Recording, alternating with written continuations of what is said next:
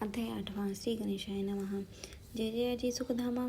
जय जयाजी परब्रह्मा, जय जय भक्तजन विश्रामा, अनंत वेशा अनंत राजे निजाम सरकार, त्यांचे पदरी दप्तरदार, राजे राय बहादूर शंकरराव नामक, 6 लक्षांची जहागीर त्याप्रती, सकल सुखे अनुकूल असती, विपुल संपत्ती संतती, काही कमती असेना, परिपूर्व कर्म अगाध, तया लागला ब्रह्मसंबंध, उपाय केले नानाविध, परिबाधा सोडी, संबंध बाधा म्हणून चैन न पडे रात्रंदिर, केले शरीर सुखन, गोड न लागे अन्नपाणी, नावडे भोगविलास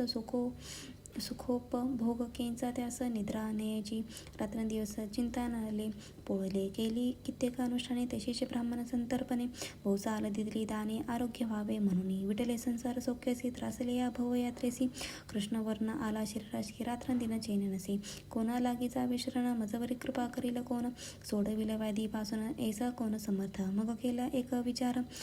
प्रसिद्ध क्षेत्र श्री गाणगापूर, तेथे जाऊन अहोरात्र दत्त सेवा करावी, सेवा केली बहुवस, ऐसे लोटला 3 मास, एके रात्री तयास स्वप्नी दृष्टांत झाला, अक्कलकोटी जावे त्वा, तेथे करावी स्वामी सेवा,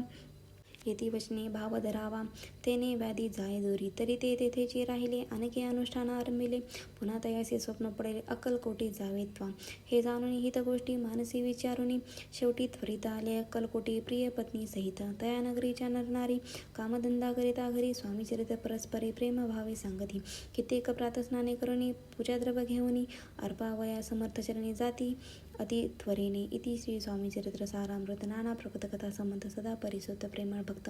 अष्टमोध्याय गौड हा श्री स्वामी चरणा अरविंदा अर्पणमस्तु. इति श्री स्वामी चरणामृते अष्टमोध्याय. श्रीरस्तु शुभम भवतु.